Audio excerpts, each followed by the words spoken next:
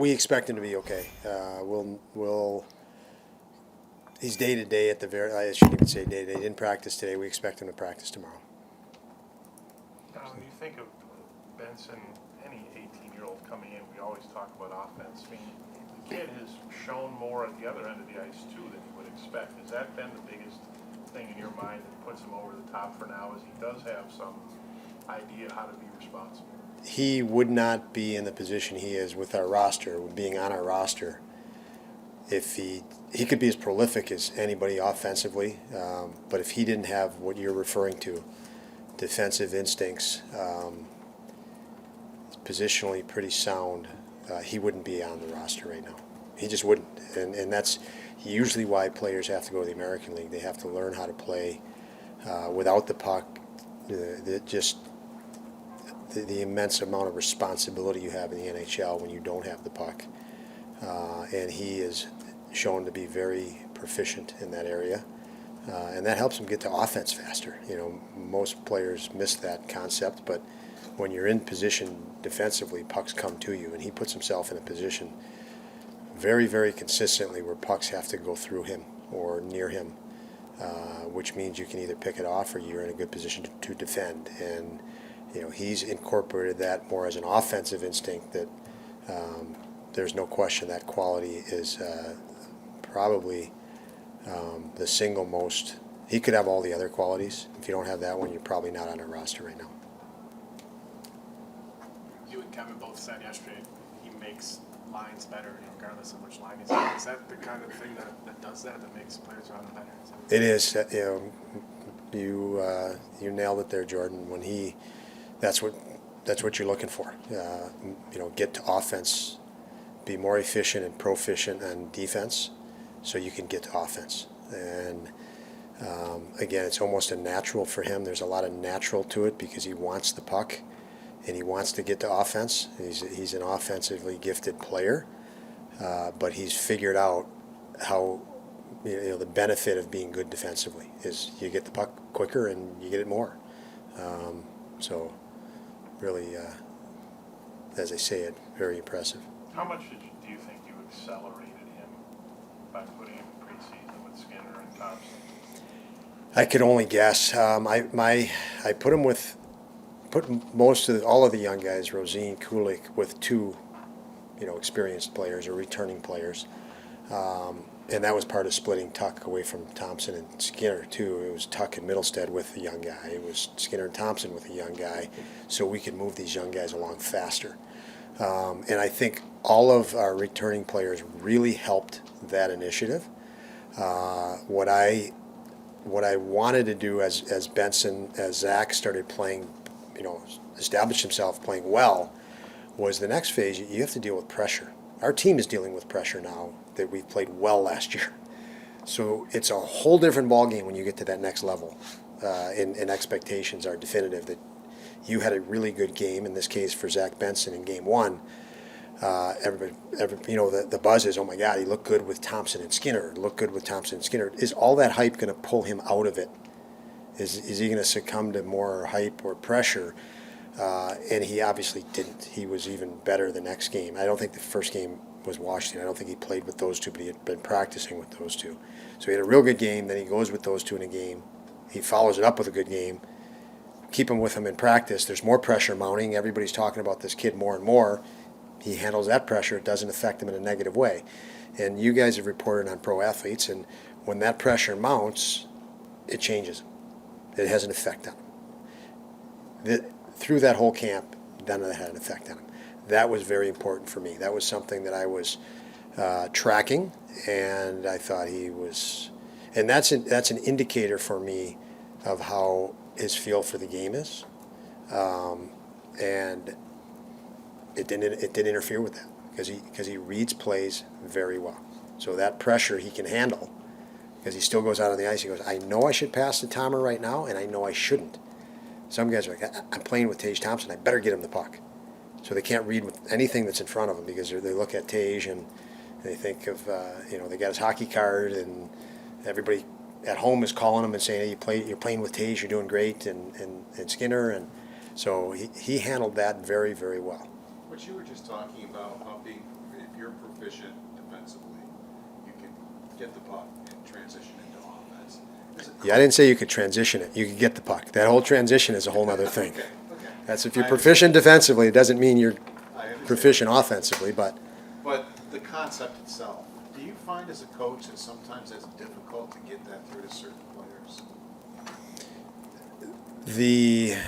well, it's always your challenge, I guess, as a coach. Our business is trying to improve your players, improve the team, and obviously win hockey games. So, but you have lots of different initiatives. That's one. You have certain players that are really good at killing plays. You look at a defenseman, and I always think through the league. You look at defensemen that kill plays, and you watch him. You're like, oh my God, look at how physical he is, how strong he is. He can kill a play. What good is it if you kill it and you can't transition it? So you might give a guy great 10 great marks for killing a play and running somebody over, but he gets the puck and it ends up back in your zone and he ends up running another guy over, and he runs 3 guys over, and you think, wow, he just ran 3 guys over on one shift. Well, the second 2 times where he didn't move the puck up. So you have to have both, and everybody has to continually understand that as a concept in the game, and wherever they're at, make improvements. So we're always watching for that, evaluating guys for that, and to that type of an initiative. Shorter time on defense, how do we kill plays faster? And then how do we transition plays cleaner? Would be, kind of the big picture. More on how you saw him handling that type of pressure. To us, when we talked to Benson, he seems so chill about this type of moment. But I guess internally, have you asked him how he feels about that media coverage and pressure? Is there any way you try to poke at him to get answers? No, I mean his actions speak. Your actions speak, and I don't feel a need to talk to him about that. He's not distracted by it because he has full confidence on the ice and reading and reacting to situations. It's the player that might not have full confidence. Maybe he had a great performance, but he's not, and then that pressure pulls him out of it. So there's stuff he still has to learn in that regard. He's got a lot of natural ability there. That means pressure really won't mount on him because he can read and react to play. He knows when to pass to this guy and when not to pass to that guy. That's a sense and a feel. And so when you have that, you don't feel pressure. It's like this. Late in the game, guys can be flying up and down the rink, but the last 5 minutes of a game, evaluate players. You look at, wow, this superstar just scored. This guy always scores when the pressure's on. Well, what really happens when you watch that enough in sports, it's the other 9 guys panic when there's 5 minutes left.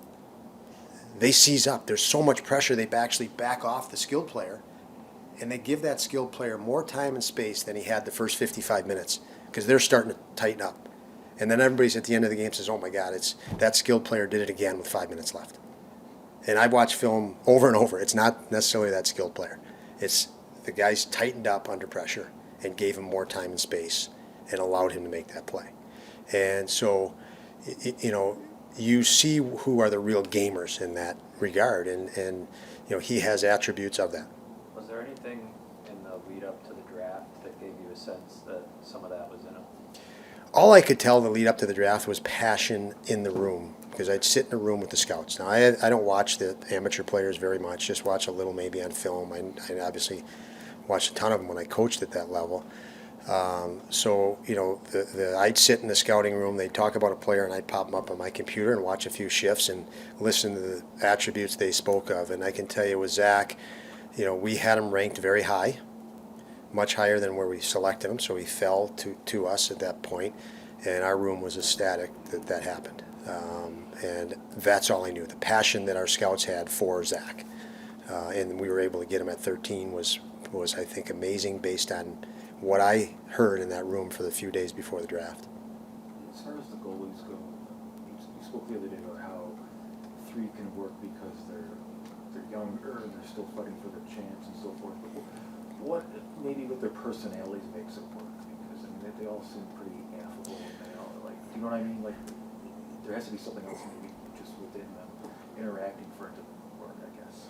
Well, they're all 3 in a position in their career where they have to continually focus on getting better. None of the 3 have established themselves as a number 1 guy in the NHL. So, if you had somebody in there that was established number one, it would be a different dynamic completely. And so we don't. So, and as far as, three goalies and making it work, that is a decision we made, that for various reasons, that we're going to go with three goalies out of the gate, and we can continue to evaluate that. But now making it work is on us. We have to make it work now. So it hasn't worked yet. We have to make it work. So I don't see that we've made it work yet, but there's different factors and components into it, and that's one that's really simple. We don't have anybody that's established himself as a number one NHL goalie yet. And so those three players know that. They're working to as a goal, as an aspiration to do that. And this is something, until you get that net as a number one or a top six spot on defense, you better focus on work and not, and just come to work every day to be better. And they have a great focus on that. You didn't get a preseason to evaluate Matt Savoy, but what have you seen from him since he's been back on the ice, and what are the challenges in trying to just evaluate him based on practice? Yeah, when you watch Matt Savoy, and we try to evaluate Matt right now with only a few practices, I have a lot of hindsight and feel from where he was a year ago in our practices or at camp, and he took the experience of last year, which was, he had no hindsight coming into an NHL camp of size, speed, strength, intelligence of players, and then familiarity with personalities on our team.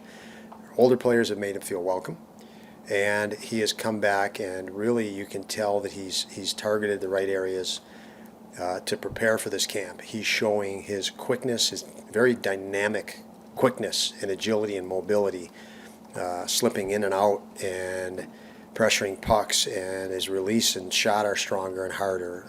So he's got a little more pop, or a lot more pop than he did a year ago. And I think a lot of that had to do with gaining the hindsight of last year's training camp, being disappointed. He thought he would have done better, I think, last year as a competitor. When he left camp, he expressed that in his own terms, that, I learned a lot, and what I learned is I need to be better. And in his words, however he said it. I remember that as a takeaway for him, and he has shown that he's targeted very well, as he's a better player right now. You've had Clifton with Johnson the last couple of games. What are you looking for those guys, or is it just a temporary? Well, I think to back up, I had Clifton and Johnson paired with guys that were familiar with all our drills and all our systems, and they could walk them through practice day in and day out and day in and day out, and build them and acquaint them to what we're doing. I think as we move into the home opener, based on watching games and information that I've taken in, I feel that we're best to start right now with the familiarity of Dahlin and Samuelsson and Joka Harwood Power, and those two guys now go together with a greater feel of what the overall picture is, and a little bit less pressure, in the sense of, we know that Samuelsson and Dahlin are, when they're going, and so I think that's a lot of why they were in the spots they were in prior, and why they're in those spots today. Thank you. Yep. Thank you.